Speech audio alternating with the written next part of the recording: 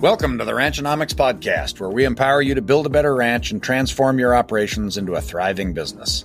I'm your host, John Haskell. Let's get started.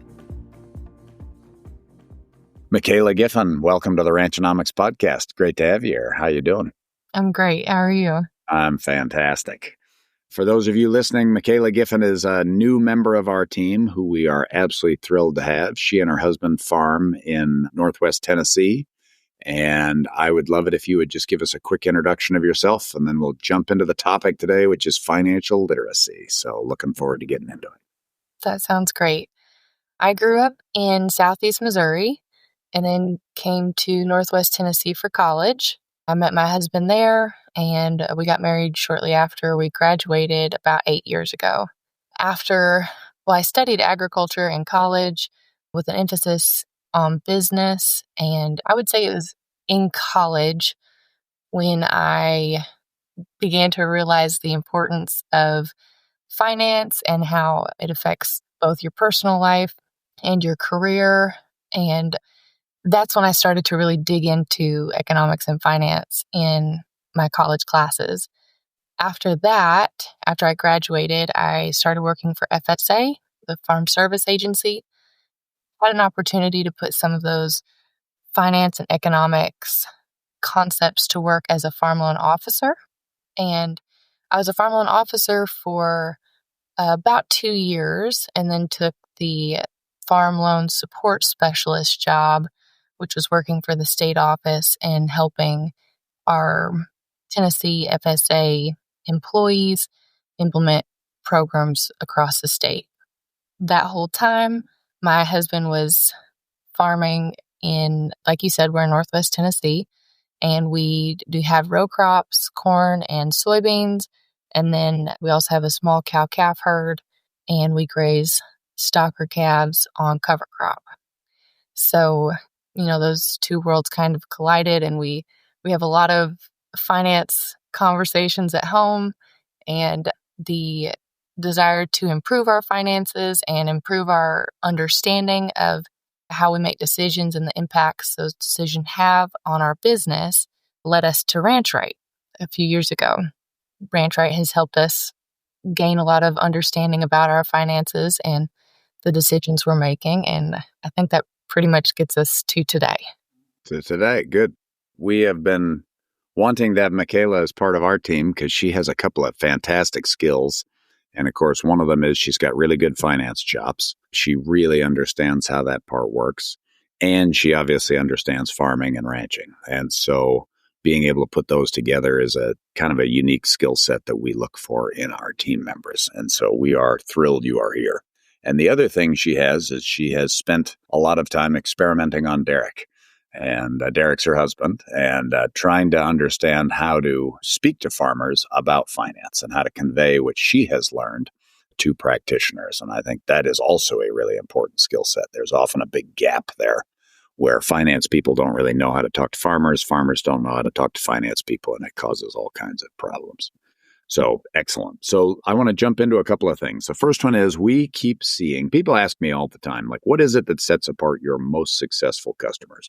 And we deal with some customers that are successful beyond anybody's imaginings of what is possible. And those are always fun people to work with for the obvious reason that it's just fun to be around people that are winning. One of the things that jumps out to me in this here lately is how much finance understanding our most successful people have. And there are some very public examples in the world. If you listen to podcasts, if you understand the world of regenerative ranching, you've run into people like Logan Pribineau, who we interviewed here just a few weeks ago, who, grew up on a family ranch, went to San Francisco to work in finance in the big city, got a great background in finance, has since come back to the ranch and done lots of really good things. There are a whole bunch of examples. John Maddox is another one. I think he worked in New York, not San Francisco, but again, really got into the details of finance at the highest level, and then has brought what he'd learned back to the farm and the ranch. Micayla and her husband, in my mind, are a great example of a similar pattern where maybe you have two parts of the partnership, right? Husband and wife. One has very strong economics, finance. One has very strong farming background.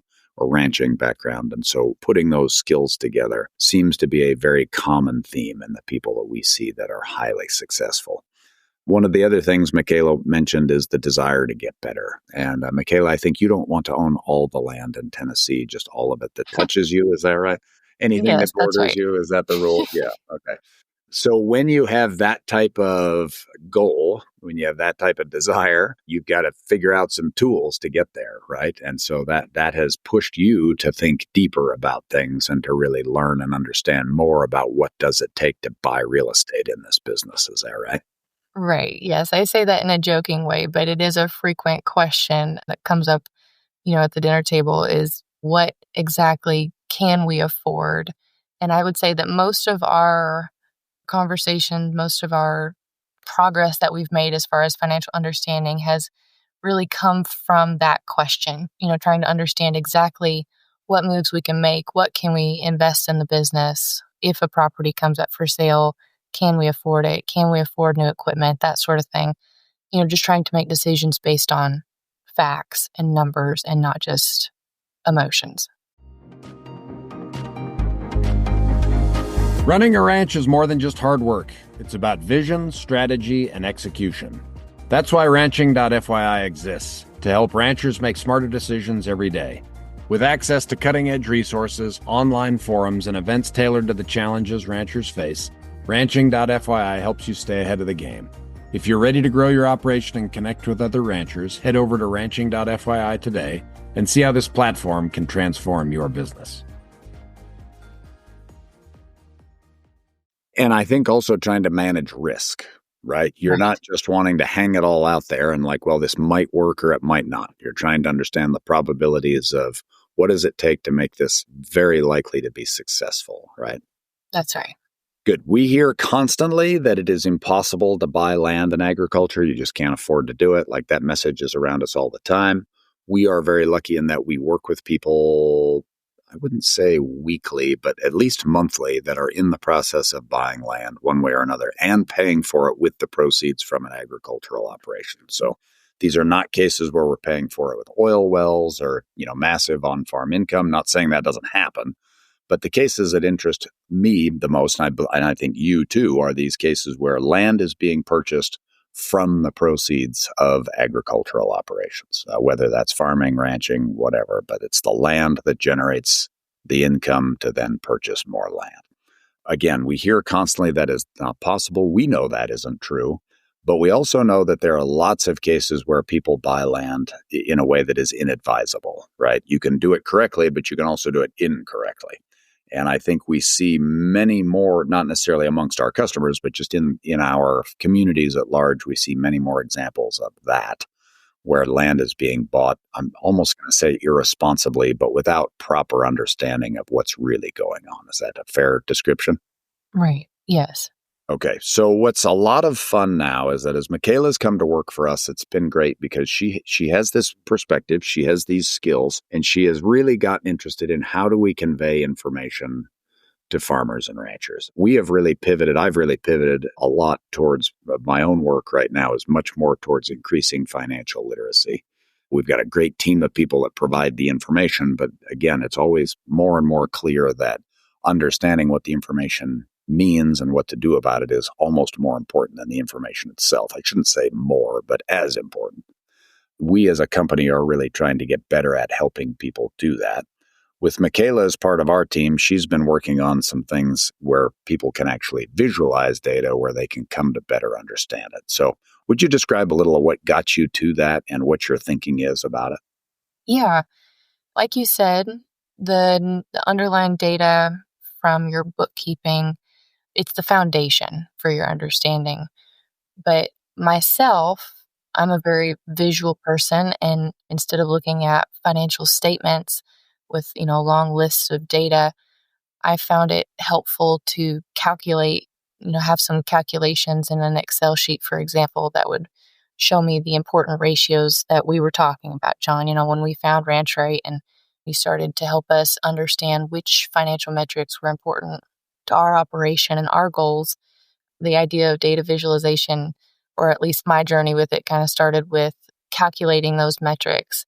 then I realized that to communicate what these seemingly random numbers mean to Derek, it really helped him to be able to see the variables that go into that. So one of the very first ones we looked at was term debt coverage.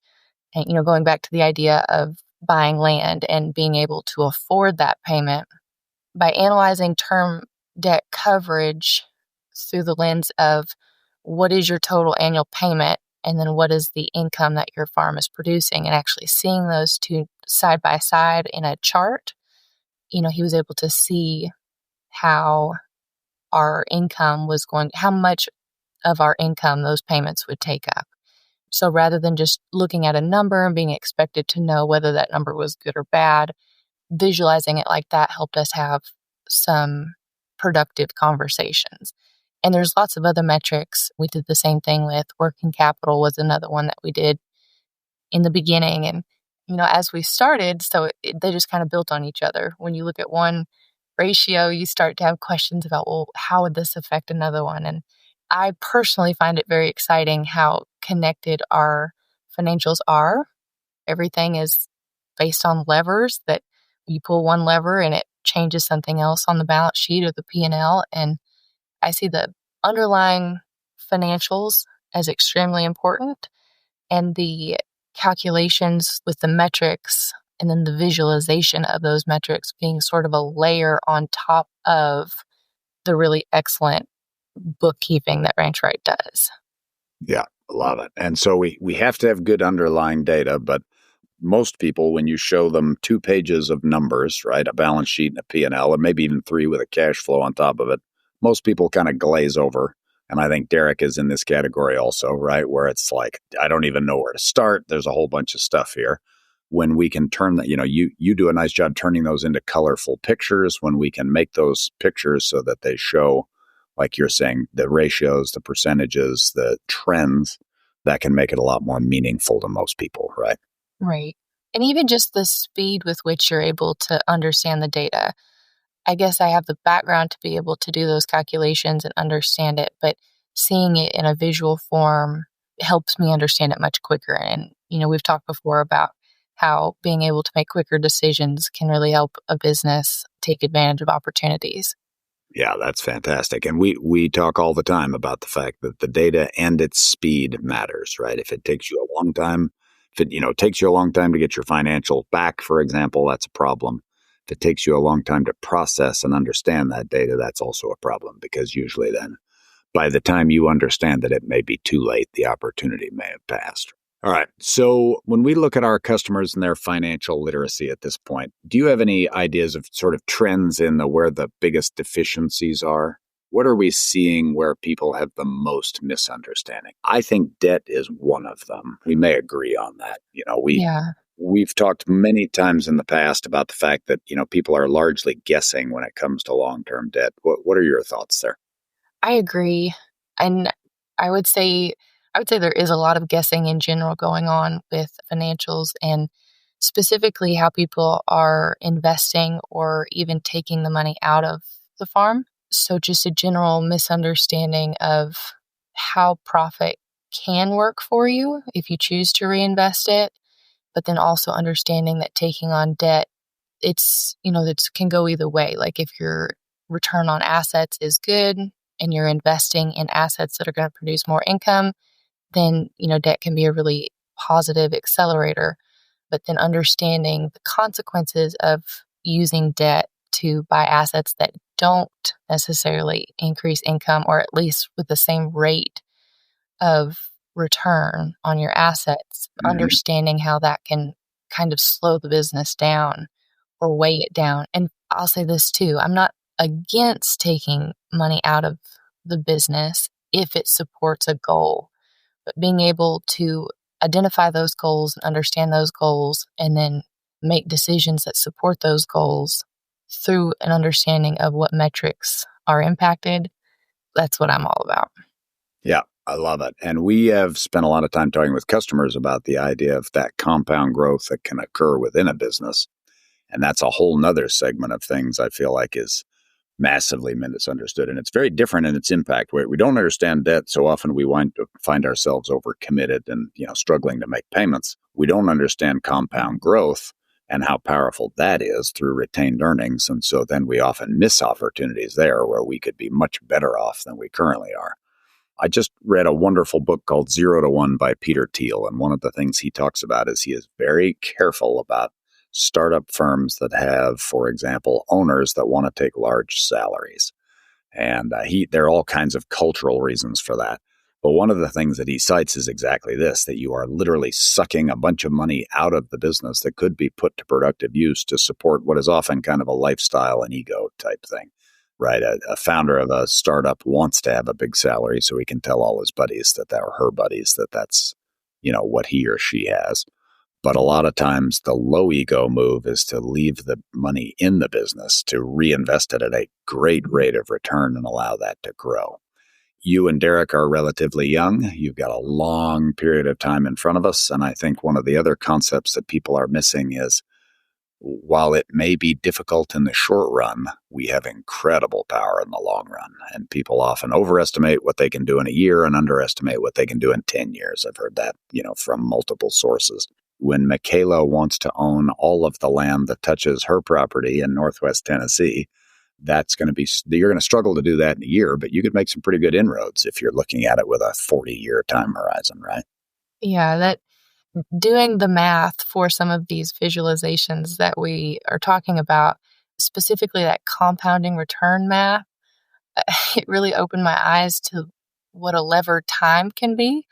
And it's keeping me up at night sometimes thinking about how this year greatly impacts future years. I've always thought about it just in terms of this year, doing a good job this year. But once I saw how that could be compounded over time, that'll keep you up at night if you're not careful. It's very exciting, isn't it? If any of you don't know, Micayla is a bit of an insomniac. She stays up late at night thinking about finance. So it's pretty awesome. Well, Micayla, we are delighted to have you on our team.